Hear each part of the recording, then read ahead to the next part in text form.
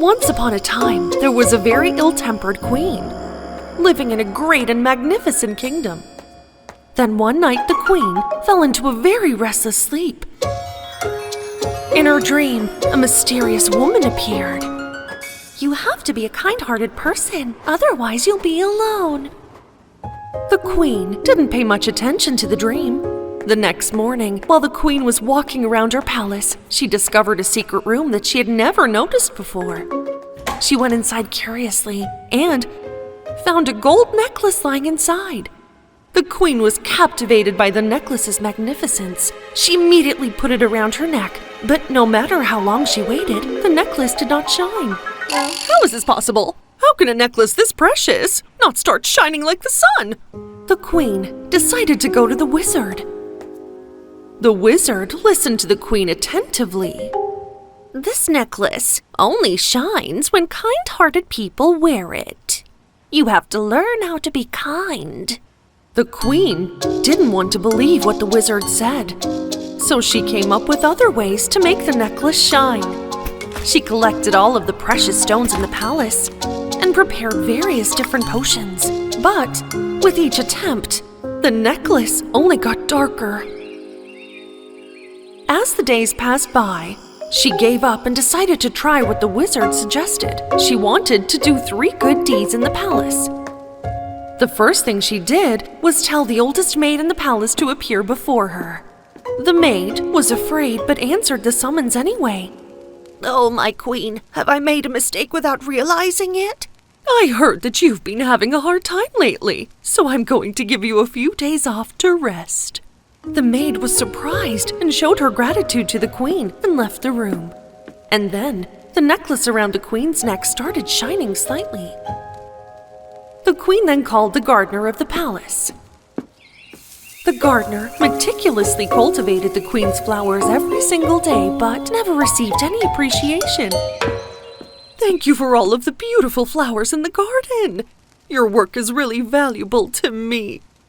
The gardener was very happy with the words the queen had said to him, and then the necklace shone a little brighter. For her third act of kindness, the queen called the chef of the palace. Realizing that the chef was in a very difficult position, the queen gave him a bag of gold. "I'm giving you these coins to take some of the weight off your shoulders and to help you support your family." The chef burst into tears at this act of kindness. At that moment, the necklace around the queen started shining more brightly than it had before. When the queen looked in the mirror, she was amazed by how shiny the necklace was. The king was surprised by the change in the queen and decided to take breakfast to his wife on that day. No one in the palace could take their eyes off the queen or her necklace. "My necklace is shining! Look, everyone admires me! Everybody loves me so much now!" The queen was so amazed by how shiny her necklace was that she began to clean it by scrubbing it harder with every good deed she did. But then, one day while she was cleaning the necklace, the stone suddenly broke in 2 fragments. The queen wept as her heart shattered. "Oh, my necklace is broken. No one will love me anymore." But her subjects didn't stop treating her well. "But why? My necklace doesn't shine anymore. Why are you all being so nice to me?" The employees of the palace answered in unison. "My queen, you've become a wonderful person. Not only does your necklace shine, but your heart shines as well." And right at that moment, the queen realized that the love people had been showing her was not because of the necklace that was shiny. Rather, they showed her love because she was a good person. And because of that, the queen became a truly good person and started learning how to shine without the necklace. One day, while the beautiful Rapunzel was taking a pleasant walk through the forest, she encountered one of the 7 dwarfs. "What are you doing out here?" she said to the dwarf. And the happy dwarf told her that he would make a necklace out of bird feathers for Snow White for her birthday and invited Rapunzel to the party that evening. Flattered, Rapunzel liked this idea very much. While the other two of them were collecting bird feathers together, they were sadly unaware that the evil queen, Hela, was watching them with her crystal ball. The evil queen was incredibly jealous of Snow White's beauty, so she had been waiting for a chance to hurt her for a long time. So bird feathers, huh? Then Queen Hela plucked a feather from the bird that landed on her windowsill. She went to her workshop and made a beautiful necklace. Where did I put the spider potion? It's here. She took the potion from the shelf behind her and put some on the necklace. In the meantime, the dwarf named Doc was blowing up balloons for the party, and the happy dwarf was putting the cake on the table. And the princess was very happy when she saw what had been prepared for her.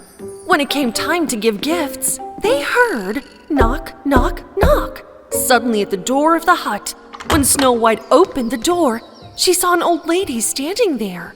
My beautiful girl, I'm starving.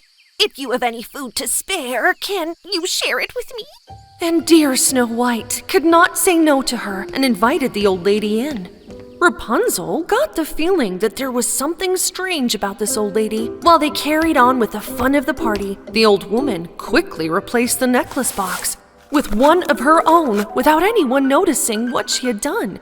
The happy dwarf very happily put the feather necklace around Snow White's neck. At that moment, the bird feather turned into long spider webs and covered Snow White all over her body. The old woman that everyone felt sorry for suddenly turned into the evil Queen Hela. My plan has finally worked. Please help me! Seeing Snow White terrified and trying to break free from the webs, Rapunzel cut the webs in one smooth move with a knife on the table. The feather fell on the ground. She picked it up and pressed it to Hela's chest. No, please don't do that! Please don't do that! The evil queen suddenly transformed into a huge spider. Rapunzel, with the help of Doc the dwarf, locked the spider in the closet. Snow White and the 7 dwarves were impressed by how much courage Rapunzel had shown. If you hadn't have been there, then what would we have done, Rapunzel? The happy dwarf and Doc the dwarf said, "You truly are a real hero," and said thank you to Rapunzel. Nobody knew if the evil queen could get out of the situation she was in now. But all thanks to Rapunzel, Snow White and the dwarves understood how important having courage and being fearless are when it comes to protecting a person's friends. Hours before the full moon that day, the evil witch Rosa excitedly took the wish necklace in her hand. She stood by the window and looked up at the sky, because only a few hours later, she was going to be able to make her wish. When the full moon comes tonight, I will be the most powerful witch in the whole country. Meanwhile, the beloved princess of the country, Beauty, and Prince Richard set off on a dangerous journey with their horses to take back the magic necklace. We must hurry, Princess! We must reach the castle before the full moon! As Beauty and Prince Richard walked through the dark forest, a white fog covered the entire forest. Because of the fog, neither the prince nor Beauty could see around. The horse they were riding turned off the road and ran into the depths of the forest in a hurry. Prince, where are we going like this? Nothing is visible. A snake crawled out of the trees. When the snake got around the horse's feet, the horse reared up in fear. So much so that he almost knocked the prince and princess off. Calm down! Hey! Stop! Stop! But the horse was not calmed by the words of the prince. In the end, he threw the prince and princess off his back in one move. The horse slammed his hooves and disappeared into the fog. Prince Richard and Beauty stared after their horses. They couldn't continue on their way when the dark forest was in the fog. In that state, we'll never find Rosa's castle, my prince. What are we going to do? However, time was running fast.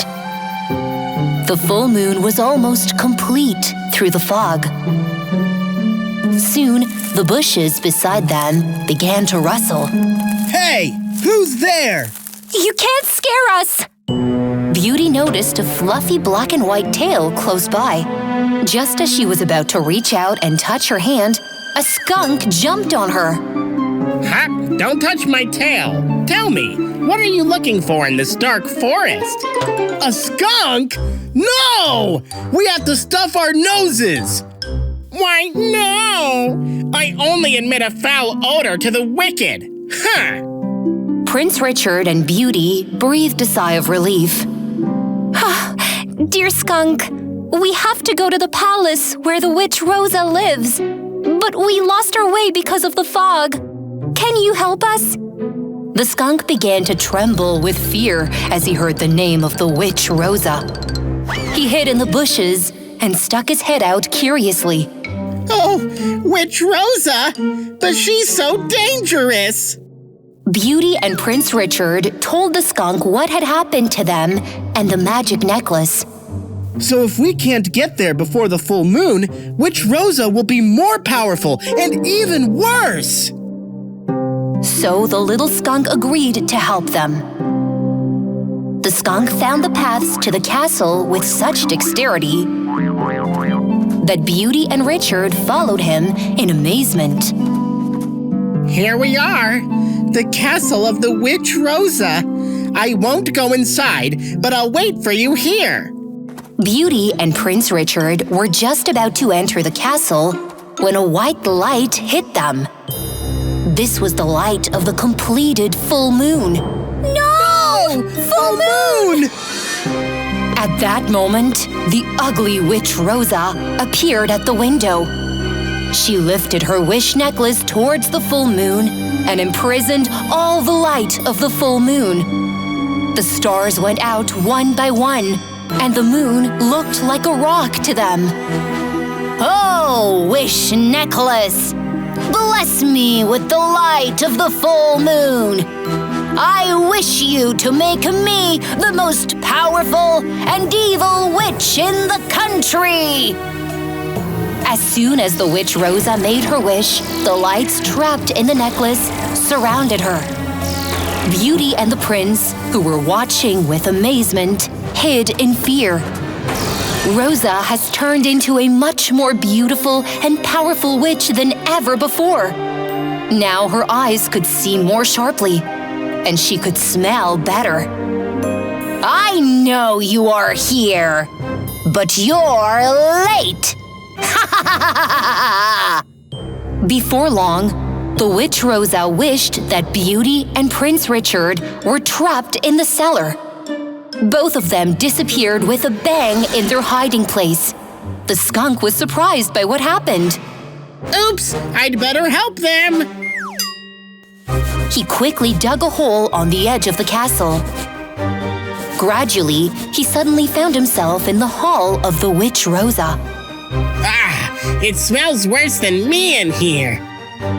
The little skunk saw the necklace they were talking about on the table. He was about to take the necklace, but then the witch Rosa noticed him. What are you doing in my castle, you filthy thing? Get out of here right now! Out! Out! At that moment, the skunk quickly stamped his feet. Then, the famous bad smell of the skunk was all over the place. Ah, what a disgusting smell!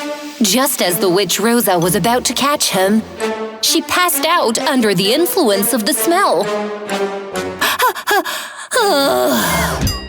Taking this opportunity, the skunk took the necklace and went down to the cellar of the castle. Skunk? With his tiny body, the skunk passed through the bars and handed the wish necklace to Beauty. Beauty and Prince Richard were delighted by the skunk's bold move. Beauty immediately put the necklace around her neck and listed her wishes. I wish all three of us would get out of here. And the witch Rosa, should turn into a mouse, dear wish necklace. As soon as she made her wish, they found themselves safely in the palace. Dear skunk, we would never have survived without you. Do you want to live with us in this great palace as our best friend from now on? The skunk enthusiastically accepted this offer of Beauty. Because for the first time in his life, he felt that helping each other and having a warm home was a good feeling. On the other hand, Rosa, the witch who had turned into a mouse, seemed to go crazy the moment she saw herself in the mirror. What's that? Help! Unaware of everything, her sluggish cat Mir has been running after the mouse all night. I am your owner! I'm your best friend, of course! Let me go, Mir! Leave!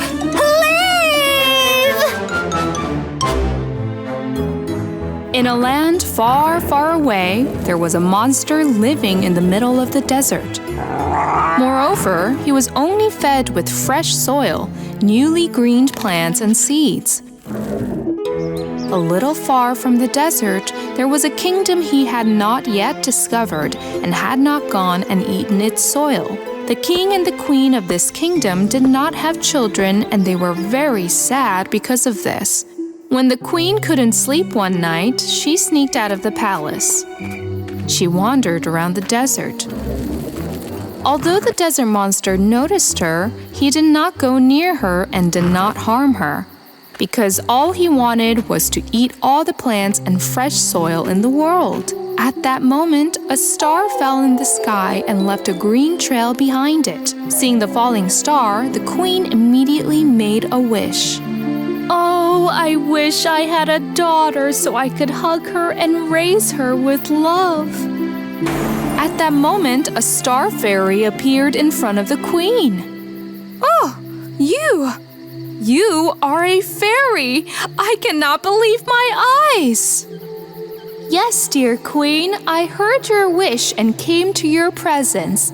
If you want to have a child, wander through this desert for 7 days and nights. The magic of the stars will surprise you. The queen did indeed wander through the desert for 7 days and nights, listening to the words of the star fairy. The king, on the other hand, thought that the queen, who had not returned to the palace for days, was lost, and he was devastated. At the end of her 7th day in the desert, just as she was in despair, the queen heard a cry.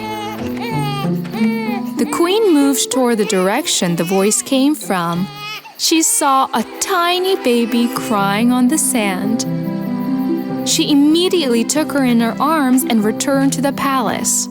The king was very happy when he saw the queen safe and sound days later, and the cute baby she was carrying in her arms increased his happiness even more. They named that little baby the Earth Princess. Years passed. The Earth Princess grew up and became a very beautiful girl. Her favorite thing since she was a baby was playing with sand. If she drew a butterfly in the sand, the butterflies turned into reality and flew around her. Or if she drew a flower, it turned into a real flower and smelled amazing. The only person who realized that the Earth Princess had a magical power was her father, the king. But he didn't tell anyone about her power so that no harm would come to her. One day, when the people were planting new crops, the nose of the desert monster caught a sharp smell. He soon realized it was the smell of fresh soil. When he thought of the delicious saplings and seeds he would eat, he could not resist and quickly started to move towards the direction of the smell. Meanwhile, the people in the kingdom noticed that the ground was starting to shake. Oh! What's going on? Is this an earthquake? This is something else! Noticing the ground shaking, the king and the queen also rushed out of the palace balcony and saw the desert monster far away under the ground moving towards the kingdom. Oh no! I thought he was a myth! This is very bad! The myth is becoming true! The king immediately ordered his soldiers to stop the desert monster. The soldiers took cover at the gates of the kingdom. But the desert monster was so big and scary that many of the soldiers thought they could not defeat him. When the desert monster approached to the kingdom, he caught the soldiers one by one and threw them in the desert. No! Help! Help! No! My soldiers! Our land! Seeing this, the people stopped cultivating the land and began to flee to save their lives. The monster continued to eat every sapling, every fresh greenery he saw. While the people did not know what to do out of sadness and fear, the king came out of his palace with all his might. The Earth Princess followed him too. My princess, my beautiful daughter, stay in the palace with your mother. I don't want him to hurt you. No, Daddy. You know I can beat him. I can save our kingdom, our land. The king did not want his only daughter, the Earth Princess, to come face to face with the desert monster. So he left her behind, took up his sword, and rushed towards the monster that was eating the fertile land. He tried to stop him, but failed. Just as the desert monster was about to grab the king and throw him into the desert, the Earth Princess could not stand it any longer and drew a shield on the sand. This shield has been magically made real. The Earth Princess protected herself with that shield and ran towards the desert monster. Even though the desert monster threw sand at the princess, he couldn't stop her. The Earth Princess immediately bent down and drew a large bucket in the sand. The bucket was made real. With her magical power, the princess lifted this bucket and threw it at the desert monster. The bucket got on the desert monster's head and got stuck there. Thus, the monster could not see ahead and he could no longer eat the fertile land. At that time, the Earth Princess gathered all her attention and created a desert tornado to drive the monster away from the kingdom. This tornado was so big and strong that it engulfed the monster in an instant and carried him far from the kingdom. The people who watched what was happening were both in great astonishment and happiness. The Earth Princess was exhausted from the magic she used. Father King immediately ran to her and hugged her. You saved our lives, our land, our kingdom! Long live Earth Princess! From that day on, the Earth Princess protected all the lands of the kingdom with her courage forever. Because without soil, there would be no life, and the Earth Princess knew it best.